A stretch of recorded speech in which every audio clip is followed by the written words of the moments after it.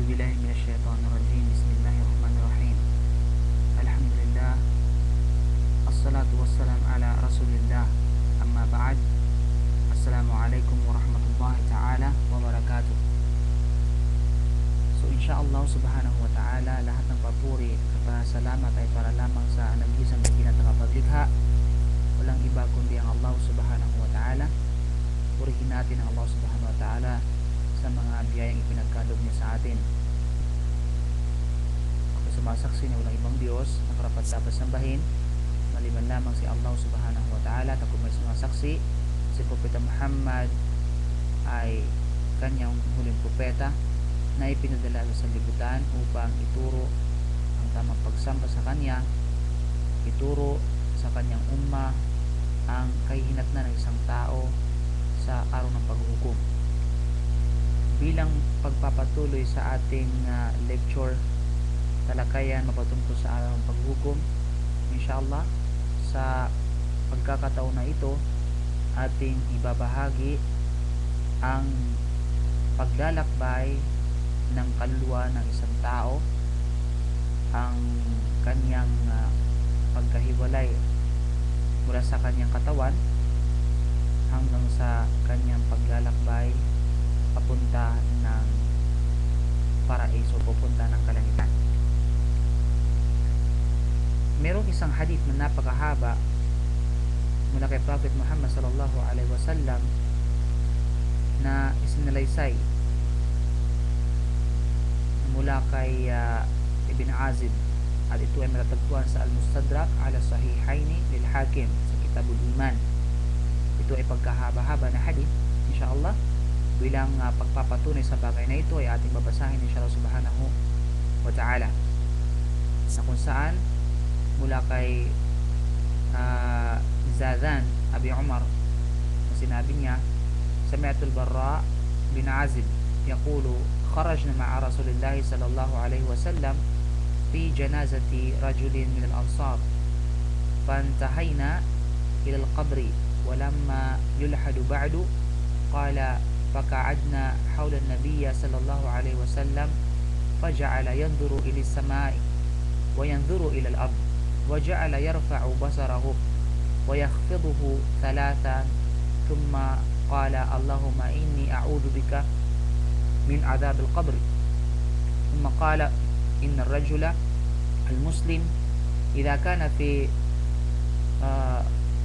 قبل من الآخرة وانقطاع من الدنيا جاء ملك الموت فقعد عند رأسه وينزل ملائكة من السماء كأن وجوههم الشمس معهم أكفان من أكفان الجنة وحنوط من حنوط الجنة فيقعدون منه مد البصر قال فيقول ملك الموت أيتها النفس المطمئنة اخرجي إلى مغفرة من الله ورضوان قال فتخرج تسيل كما تسيل قطرة من السقاء فلا يتركونها في يده طرفة عين فيسعدون بها إلى السماء ولا يمرون بها على جنب من ملائكة إلا قالوا ما هذه الروح الطيبة فيقولون فلان بن فلان بأحسن أسمائه فإذا انتهى إلى السماء فتحت له أبواب السماء ثم يشيعه من كل سماء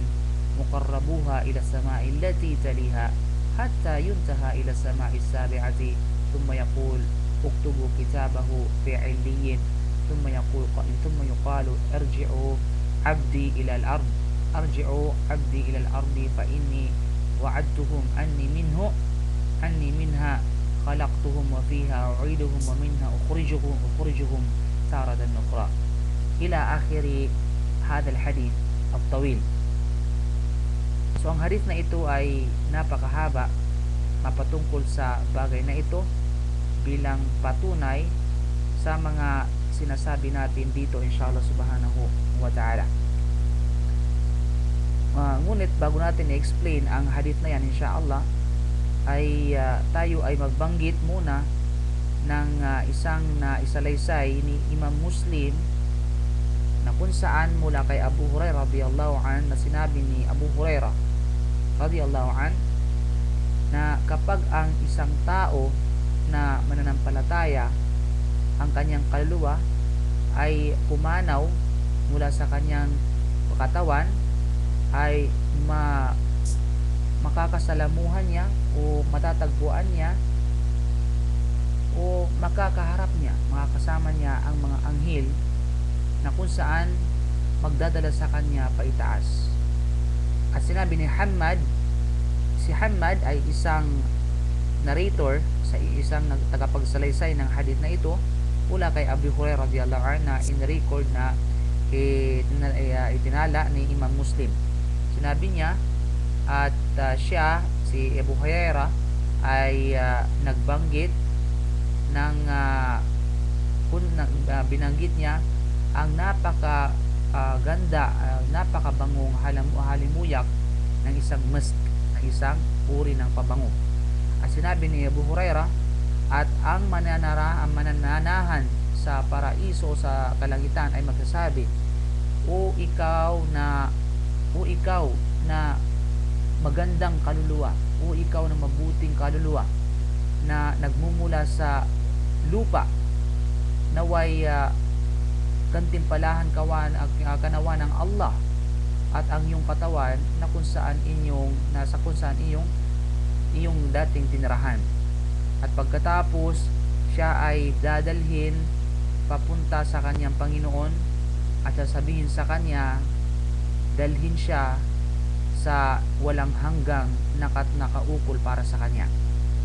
At ipinagpatuloy ni Abu Hurairah radhiyallahu an ang kanyang sinabi, ngunit kapag ang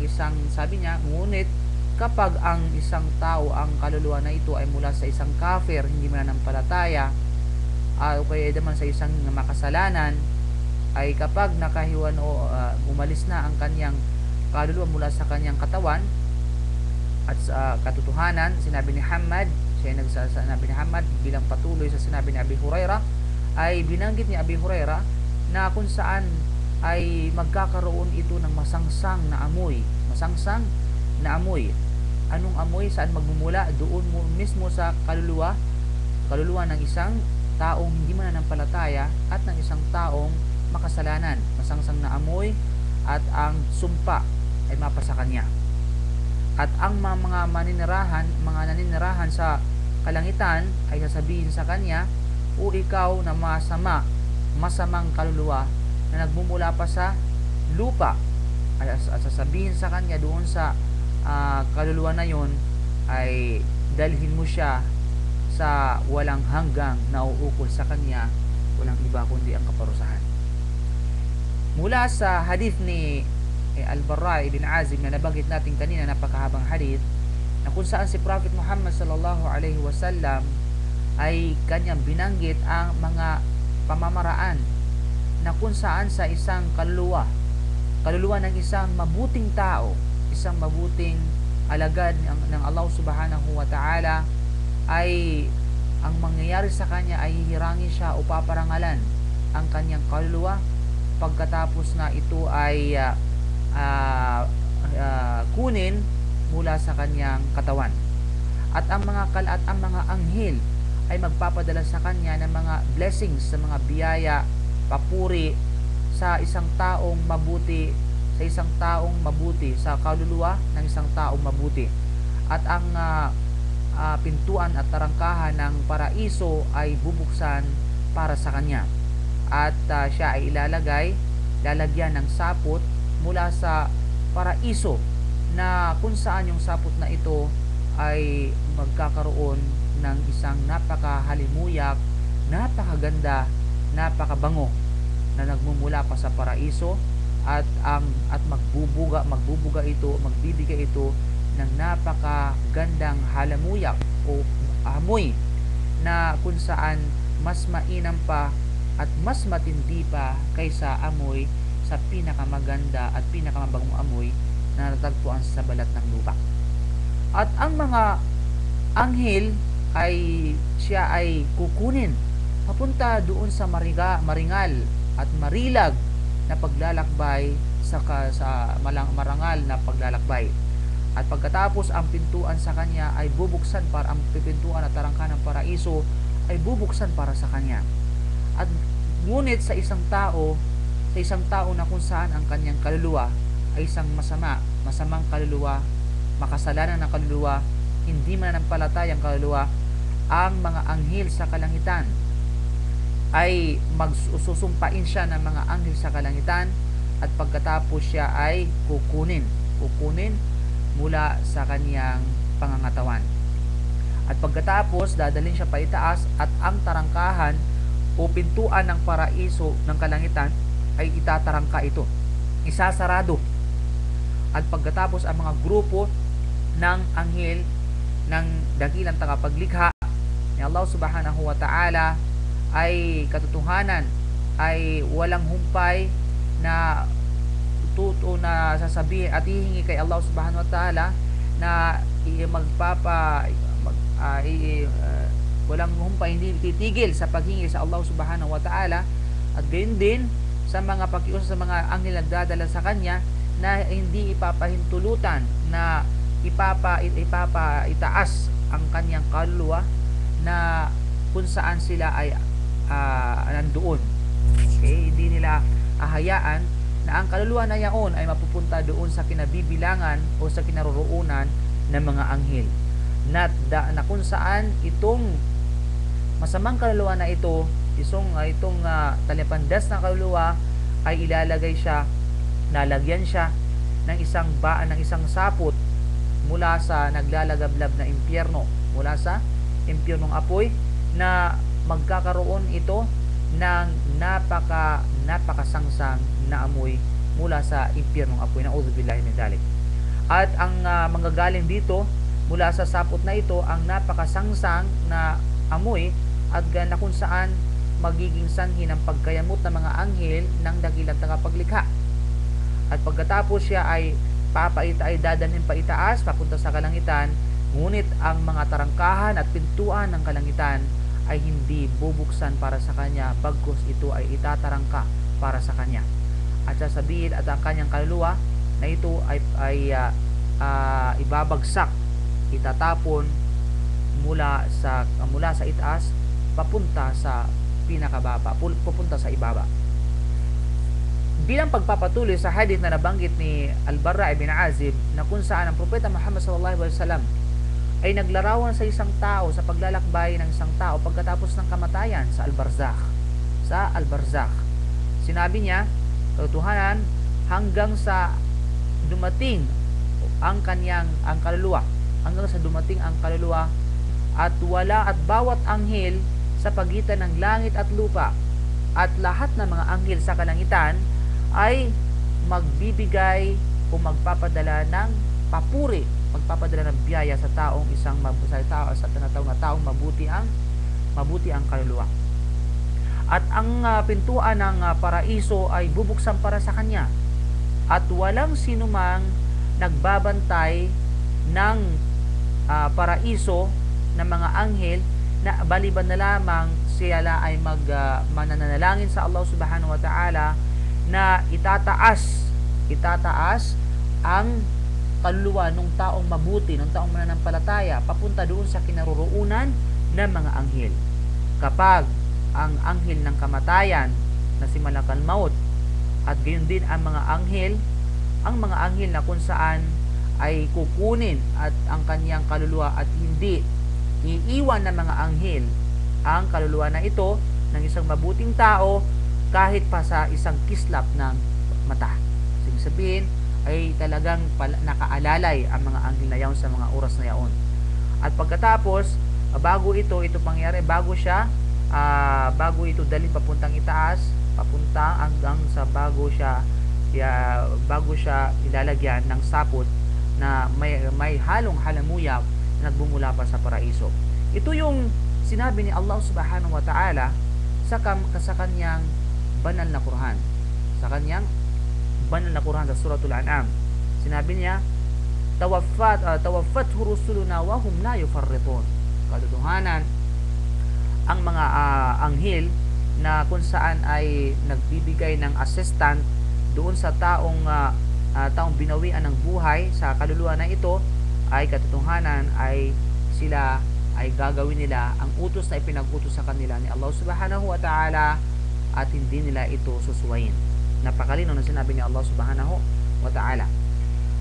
At pagkatapos dito ay pagkatapos mapaparoon ang isang tao ang kanyang kaluluwa, ay magkakaroon ito ng tinatawag na babalutin siya, sulang sinasabi natin, babalutin siya ng napakabangong sapot mula sa paraiso na kung saan ay mas mainam pa mas mabango pa kaysa pabango na pinakamabango dito sa balat ng lupa na nagmumula sa anumang pabango na nagmumula dito sa balat ng lupa.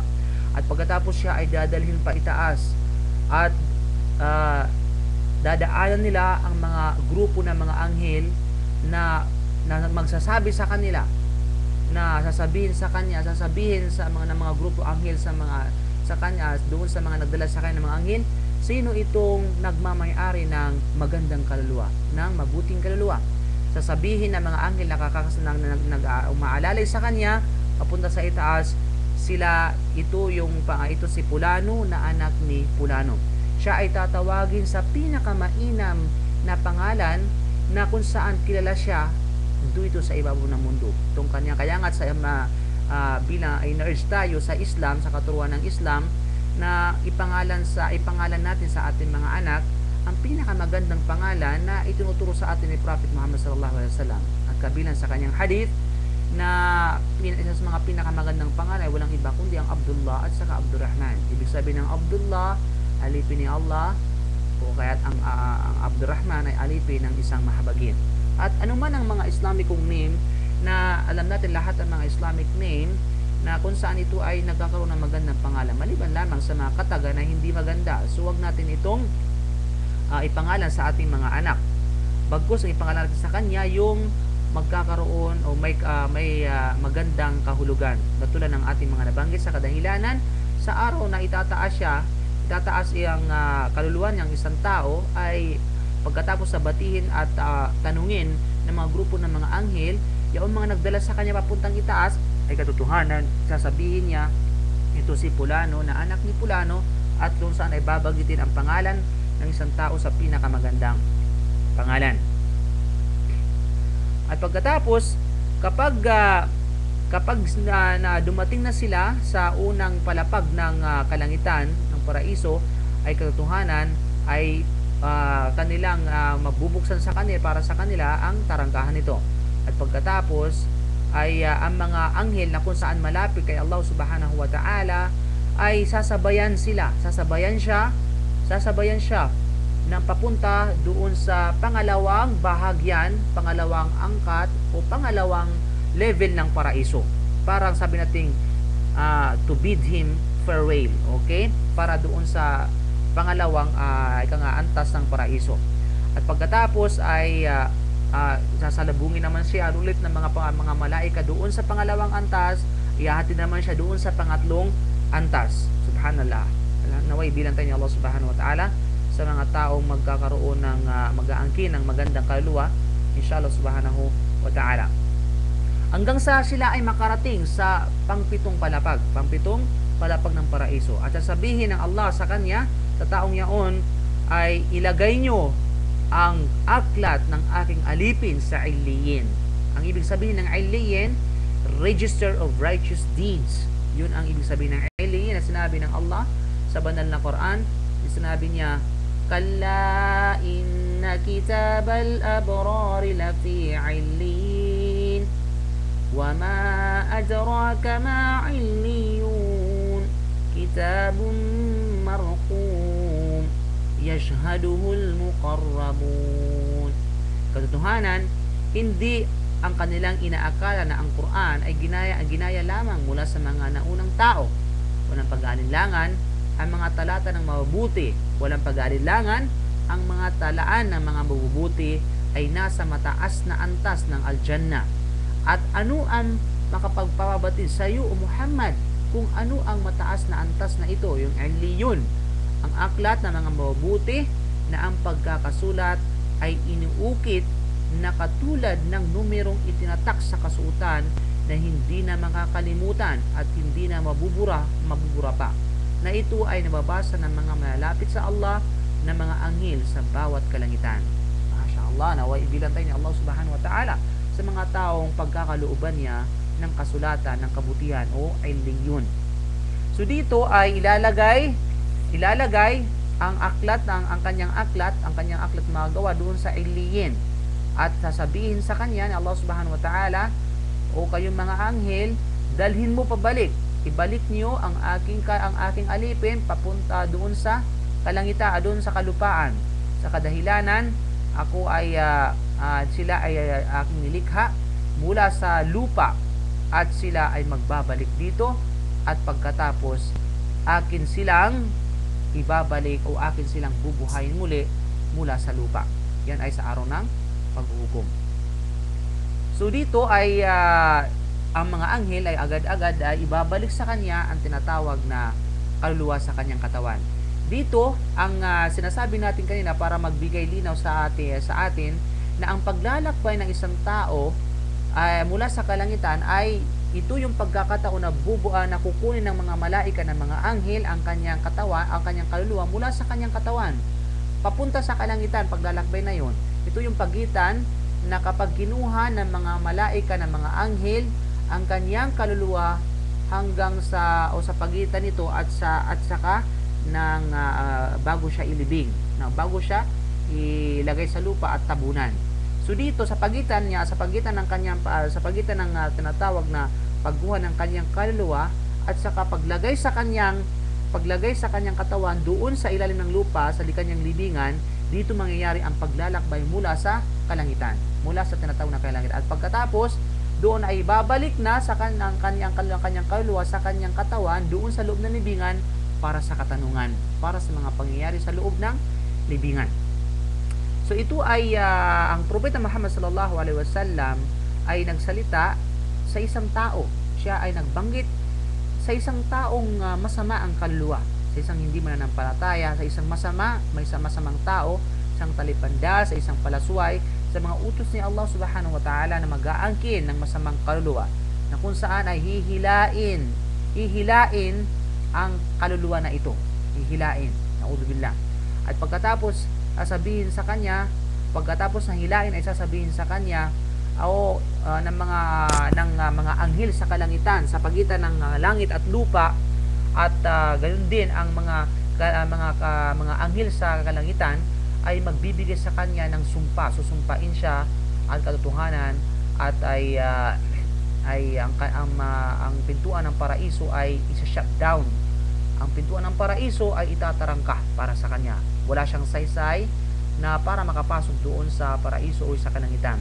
At walang anumang mga malaika na nagbabantay doon, maliban na lamang sila ay manalangin kay Allah subhanahu wa ta'ala na hindi pa hintulutan na itaas ang kanyang kaluluwa, itong masamang kaluluwa na ito, sa kinaroroonan, papunta doon sa kinaroroonan ng mga anghel, na kung saan ang anghel ng kamatayan na magdadala sa kanya ng kaluluwa, na kukuha sa kanya ng kaluluwa mula sa kanyang katawan, at ang mga anghel na magdadala sa kanya papunta doon sa itaas, ay hindi siya bibitiwan kailanman, maging sa kahit pa ito ay isang kislap ng mata. Okay, natulad ng unang nabanggit natin. At ito ay mangyayari pagkatapos na siya ay pagkakaruunan, babalutan ng isang tela na galing pa sa impyernong apoy, at magkakaroon ng masangsang na amoy, o manggagaling dito ang pinakamatindi at pinakamabahong amoy. Kaya nga't makikita natin at mapapansin natin sa mga tao na may mga tao na namatay na napakabaho. Bakit sila napakabaho? Bakit sila naging mabaho? Samantala ang ibang namatay ay magkakaroon maamoy natin ay napakabango, mashallah, lalo na yung mga shahid, lalo mga tinatawag na martir, namatay sila sa landas ni Allah subhanahu wa ta'ala. So bakit may mga tao na kung saan ating mapapasa at nating mapuloy, at bakit napakasangsang ng amoy nito, dala nito? Dahil ito na katotohanan, sinabi, dinescribe ni Prophet Muhammad sallallahu alaihi wasallam ang mangyari sa taong hindi mananampalataya, sa taong makasalanan, na ito ang kanyang kahinatnan pagkatapos na siya ay bawian ng buhay. Magkakaroon siya, ang pambalot sa kanyang kaluluwa ay walang iba kundi ang sapot na nanggaling pa sa naglalagablab na ito'y ng impyerno.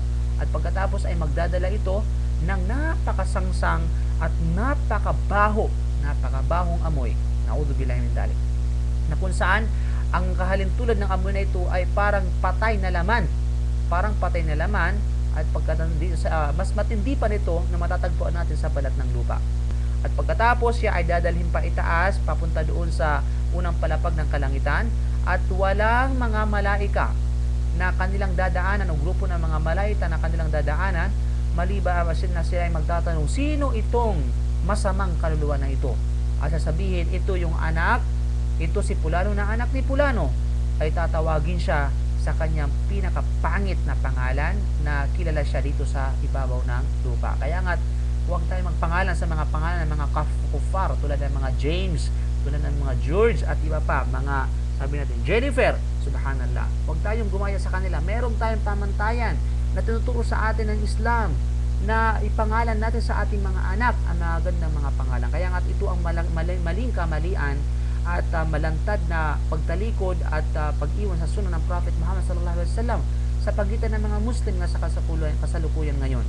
Napakaraming mga Muslim na ang kanyang pangalan ay Jennifer, kanyang pangalan is tinatawag na sabi natin George, yung pala ay yung pala ay Yahya, John yung pala Yahya, at subhanallah, nakakalungkot isipin.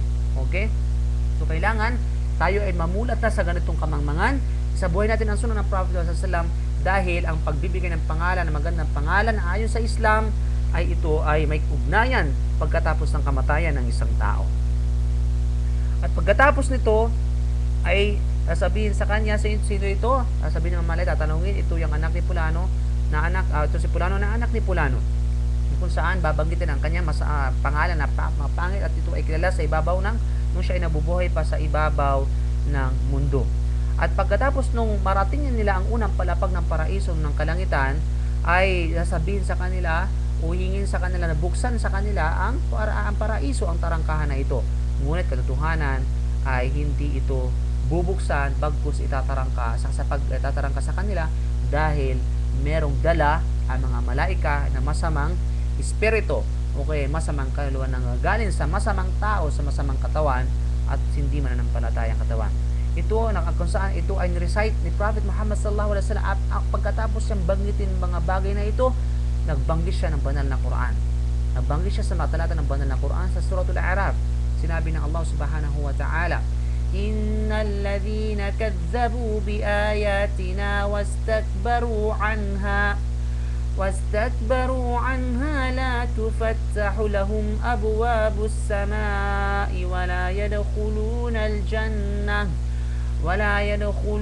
al-jannata hatta yalijal jamalu fi sammil khiyat wa kadhalika najzil mujrimin. Katiyakan, ang mga walang pananampalataya na hindi paniniwalaan ang aming mga katibayan at mga palatandaan nagpapatunay hinggil sa aking kaisahan at hindi nila sinunod ang aming mga batas bilang pagmamataas, ay hindi bubuksan ang mga pintuan ng mga kalangitan at para sa kanilang mga mabubuting gawa na ginawa rito sa daigdig, at ganoon din hindi rin bubuksan ang mga pintuan ng kalangitan para sa kanilang mga kaluluwa kapag sila ay namatay na, at kailanman ang mga walang pananampalataya ay hindi maaari makapasok ng aljanna o hardin sa araw ng kapag sila ay binuhay ng pagmamuli, maliban na lamang kung makakapasok ang kamilyo sa butas ng karayom, at kailanman ito ay hindi mangyayari. So biro mo, ito ay challenge ng Allah subhanahu wa ta'ala. Sige, kayong hindi mananampalataya, sige, mag-kafir kayo ay tumaliwas sa aking mga utos at mga palatandaan sa aking Panginoon. Ngunit nakapasok kayo ng paraiso kung ang isang tinatawag na kamilyo ay nakakapasok sa butas ng karayom. Ngunit yan ay imposible mangyari. At sa ganito, ginagantihan ang sinumang sukdulan ang kanyang pagkakasala at matindi ang kanyang paglabag sa mga utos ni Allah subhanahu wa ta'ala. So dito napakalinaw na ang isang tao at isang makasalanan ay kailanman ay hindi bubuksan sa kanya ang paraiso. At hindi din bubuksan sa kanya din sa ibabaw ng mundo ang uri ng kabutihan. At pagkatapos sasabihin ng Allah subhanahu wa ta'ala ang kanyang Itala ang kanyang aklat, mga gawa sa sijin. Anong ibig sabihin ng sijin? Ito ang listahan ng mga masasamang gawain o kaya register of evil deeds. Okay? Kanina ay leon, katotohanan, yun ng mga register ng mga mabuting gawa. Ito naman si Jin, ito yung listahan ng mga masasamang gawain. At siya ay ilalaglag doon sa, mula sa kalangitan, mula sa taas, papunta doon sa ibaba, pupunta sa tinatawag na lupa. At sabihin sa kanya, ibalik mo ang aking alipin sa kalupaan, sa kadahilanan, ako ay nagngako na sila ay nilikha ko mula sa lupa at pagkatapos sila ay magbabalik sa lupa at sila ay babangunin ko mula dito sa lupa, mula sa tinatawag na lupa. At pagkatapos, at nung sasabihin ng Allah subhanahu wa ta'ala yaon, ay ilalaglag, itatapon ng mga anghel ang kanyang kaluluwa mula sa itaas papunta sa ibaba, pupunta sa pinaka ibaba. Subhanallah. Para ibalik doon sa tinatawag na, para ibalik ang kanyang kaluluwa doon sa kanyang katawan para sa katanungan sa loob ng libingan. Ito ay, at pagkatapos binanggit ni ay Propeta Muhammad sallallahu alaihi wasallam ang isang aya sa banal na Quran sa Suratul Hajj, sa chapter 22 verse 31 ng Suratul Hajj. Sinabi na, وَمَنْ يُشْرِكْ بِاللَّهِ فَكَأَنَّمَا خَرَّ مِنَ السَّمَاءِ فَتَخْطَفُهُ الطَّيْرُ أَوْ تَهْوِي بِهِ الرِّيحُ فِي مَكَانٍ سَحِيقٍ. Ang sinuman nagtambal ng anuman sa pagsamba sa Allah, ang katulad niya dahil sa kanyang paglayo sa patnubay at sa kanyang pagkawasak bilang pagguho mula sa tugatong ng tamang paniniwala tungo sa kabababaan ng di paniniwala, at paghatak ni Shaitan sa kanya sa lahat ng dako ng kamalian, ay katulad ng sinumang nahulog mula sa kalangitan na siya ay pinag-agawan ng mga mababangis na ibon habang siya ay nasa himpapawid na nagkapira-piraso ang kanyang mga katawan. O di kaya siya ay tatangayin ng malakas na hangin upang siya ay itapon sa malayong lugar. So ito ang katayuan, larawan ng isang tao na hindi mananampalataya at makasalanan, pagkatapos iutos ni Allah subhanahu wa ta'ala ibalik sa lupa ang alipin na yan, at pagkatapos itatapon siya ng mga anghel. Ito na ang sinabi ng Allah subhanahu wa ta'ala bilang pagpapatunay sa hadith ni Prophet Muhammad sallallahu alaihi wasallam. At pagkatapos ang kanyang kaluluwa ay siya ay magbabalik sa kanyang katawan para sa katanungan sa loob ng libingan. At yung hadith na ito ay sahih na nabanggit natin kanina. Si Ibn Majah radiyallahu an, na kung saan ay nagulat mula kay Abu Hurairah radiyallahu an sa isa pang hadith na ang Prophet Muhammad sallallahu alaihi wasallam ay nagsabi, kapag ang tao ay ang bangkay o ang taong namatay ay dadaluhan ng mga anghel, dadaluhan siya ng mga anghel, at pagkatapos kapag ang isang tao na yun ay isang makatotohanan, isang taong mabuti, ay sasabihin ng mga anghel sa kanya, pumarito ka o maganda o mabuting kaluluwa sa kabutihan na kung saan nanggagaling sa mabuting katawan. Pumarito ka sa iyo, ikaw na kapuri-puri. Pumarito ka, ikaw na kaluluwa na kapuri-puri, at tanggapin mo ang magandang balita na nakalaan para sa iyo, at ang baon o tadhana, ang mabuting tadhana para sa iyo, at ang iyong Panginoon ay hindi siya napupuot sa iyo at hindi nakagalit sa iyo. At pagkatapos magpapatuloy, ito ay pagpapatuloy niya ang sasabihin ng mga malaikat, ang mga anghel na ito, hanggang sa katotohanan siya ay hanggang sa lalabas ang kanyang kaluluwa palabas mula sa kanyang katawan, at pagkatapos siya ay dadalhin papuntang kalangitan. At pagkatapos ay bubuksan para sa kanila ang paraiso, at pagkatapos ay sasabihin sa kanya, sa mga anghel doon, sino yung tao ito, at pagkatapos sasabihin ng mga anghel na kasama niya, ito si Pulano na anak ni Pulano, at na kung saan tatawagin siya sa pinaka magandang pangalan. Pagkatapos sasabihin sa kanya, maligayang pagdating, mabuting kaluluwa na mula sa mabuting pangangatawan, mula sa tinatawag mabuting katawan.